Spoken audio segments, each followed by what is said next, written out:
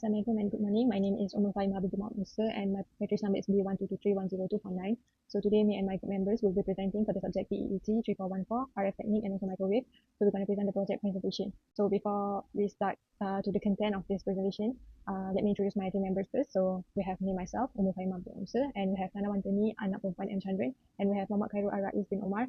And lastly, we have Yip Chiza for the table of contents. So we're going to explain 4 things total in this presentation slide. So first, we have introduction and theory. Second, we have realizations and results. Third, we have discussion. And fourth, we will be explaining about the conclusion. Okay, for the introduction. So this project involves the design and simulation of RF filters, focusing on low pass and also band pass types using lumped element components such as inductors and also capacitors. So in RF and microwave system, these filters are essential for filtering the undesired signals and letting through the required frequencies, particularly in applications like satellite communication, wireless sensors, and also mobile networks. So the third one is lumped element designs are perfect for lower frequency applications because of their affordability, simplicity of application, and so small size. So the filter design is improved and modified for accurate simulation using design techniques like Richards transformations and also Kuroda identities.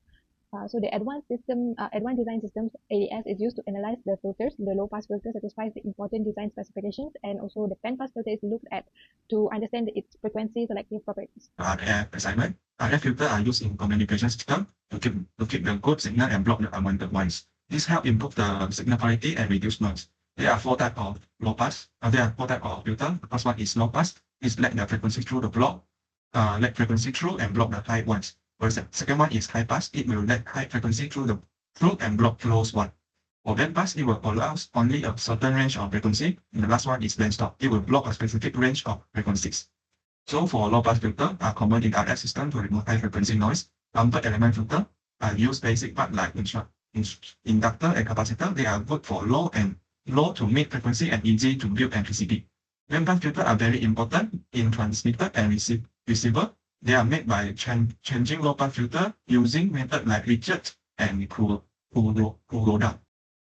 Hello, my name is Nana Wantani, daughter of M. Chandran, and my number matrix is B122310203.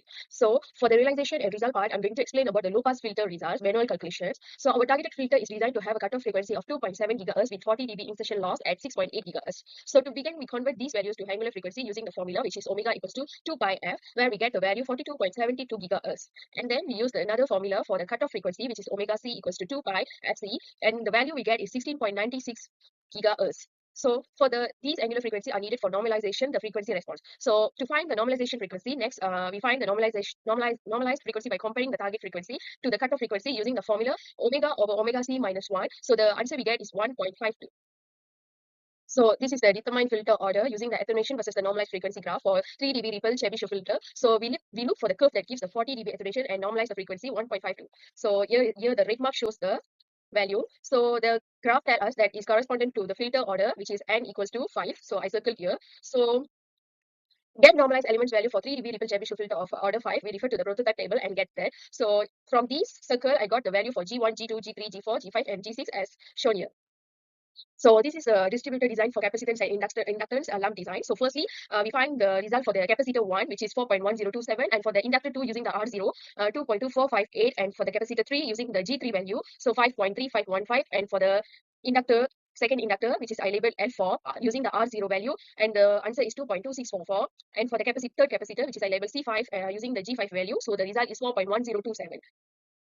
So now for the identify lump elements to convert from the lump design, we had the capacitors and inductors.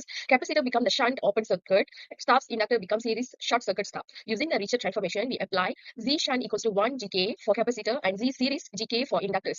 So these are the calculation from our prototype. This slide shows the application of Kuroda's identity, our low pass filter design. After converting the original lump element circuit using the Richards transformation, we ended up with the initial distributed network, but some of elements like series stub were not easy to implement in microstrip form. So to solve, we applied the Kuroda's first and second identities to rearrange the circuit and introduce the unit elements, which are short section of transmission line with the characteristic impedance. So these are the Kuroda's identity on left, and I marked the red color, blue color to shows the value I took from for the Kuroda identity on left, and these are the Kuroda identity on the right. And using this identity, we are able to invert the impedance and convert the structure into the realizable form and shown in the diagram. After the Kuroda's identity is applied, you can see the unit elements and the short transmission line between the components. The final form is made up for the only shunt stubs and the transmission line, which are easy to fabricate on a PCB using the microstrip layout. So I will show the microstrip layout from these. So these are the proof of Kuroda's identities, which we separately did for for A, B, C, and D, and the calculation are based on that. These are for the A, which is Z1 equals to 0.2291 and Z2 equals to 1. For this B, Z1 equals to 0.7618, Z2 is 0.7768, and for the C, Z1 is 0.7618 and Z2 is 0.7768, and for the D part, the Z1 is equals to 0.2231 and Z2 equals to 1. So for the microstrip layout, I'll show in the next slide. So after the Kuroda's identity, these are the normalized impedance for the different steps. So finally, this is the microstrip realization for the PCB layout. So first value is 50 ohm, where we times with the 50 ohm, and the second value is 61 ohm, and the third value is 76, and fourth value is 61 ohm, and the final value is when we times with the 1 is 50 ohm. So these are the microstrip. I want to show about ADF low pass filter for the filter design. Is our value for C1, L2, C3, L4, and C5. Then we put in the value for inductor and capacitor. And then before the result for the just now the circuit low pass filter. And then this is the low pass filter. It will only allow frequency below 2.7 GHz to pass with minimum loss and block the frequency above that with increasing strength. Our filter that our design. So before filtered. So this is the result before tuning. So at 2.7 GHz, the signal dropped only by 1.659 dB, meaning too much high frequency signal is still passing through. So at here, 6.8 gigahertz, the attenuation is negative 27.528 dB, not very strong for blocking high frequency. So there are a problem here. The filter is not sharp enough, so high frequency signal are not blocked properly, and the cutoff point is unclear. So and then this is the result after tune. So after tune at 2.7 gigahertz, the signal dropped by 3.119 dB, which is ideal for low pass cutoff. And at 6.8 gigahertz, the signal dropped by 40.453 dB, which show good rejection of high frequency. So after we tune, there are improvement for our result. So the cutoff frequency is around 2.7 gigahertz. The ascensional loss at high frequency is over 40 dB, which is get the same with the question gift, and which means unwanted signal are efficiently blocked. I'm going to talk about the bandpass filter manual calculation. So we need to design a 2.7 GHz frequency with 300 MHz bandwidth and also given 0.5 dB equal ripple and also n equals to 5. So first, we need to calculate the lower cutoff frequency, which is F1. So we gain the value 2.55 GHz, and then next we're going to calculate the upper cutoff frequency F2. We gain the value of 2.85 GHz. Then we need to calculate the WO, W1, and also W2. So W0 is 16.96 GHz, W1 is 16.02 GHz, and then lastly we have W2 is 17.90 GHz. To calculate the F node, which is the formula is shown as above, square root F1 times F2, and then we get the value is 2.7 GHz, and then we calculate the delta, which is we gain 0.1108, and since n is equals to 5, right, so we need to refer to the 0.5 dB ripple table to get the value of G1 until G5. So this is the G1 until G5 that we gain. Next, the bandpass filter schematic. So from low pass prototype, we just convert it to final bandpass filter schematic. So as we can see, L1, C1, L3, C3, and also L5, C5 in parallel, and L2, C2, and also L4, C4 is in series. So according to that, we need to do the formula for the conversion formula for the shunt capacitor and also conversion formula for the series inductor. So as we can see, we gain all the values. This is for parallel, L1, C1, L3, C3, and also L5, C5. Okay, in this slide, we get the conversion formula for the series inductor, which is L2, C2, L4, C4. So this is the components in the series. So this is the calculation and so formula. So lastly, we get the values for L1, C1, L2, C2, L3, C3, L4, C4, and also L5, C5.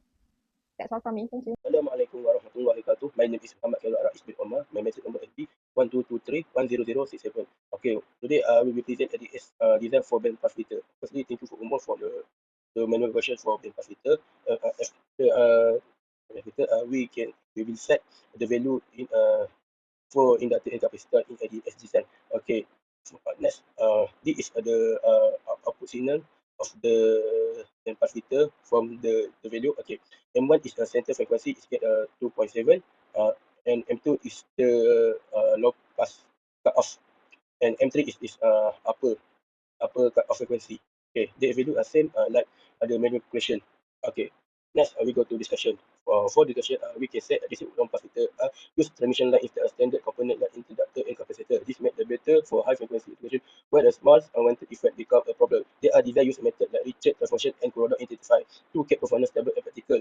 Lumper element bandpass filter on the other hand, use inductor and capacitor and are designed to lead a specific range of frequency pass. They are more compact, easy to boot, make it ideal for low frequency system. The choice between two depend on the frequency used for the case.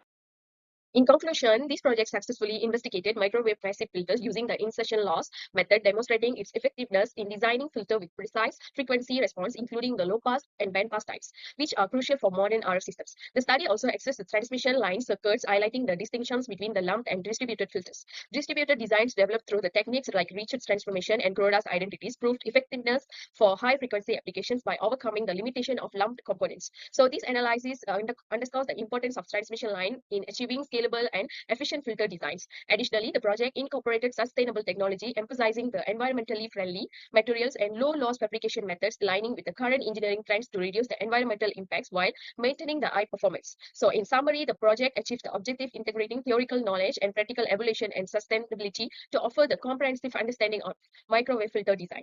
Thank you.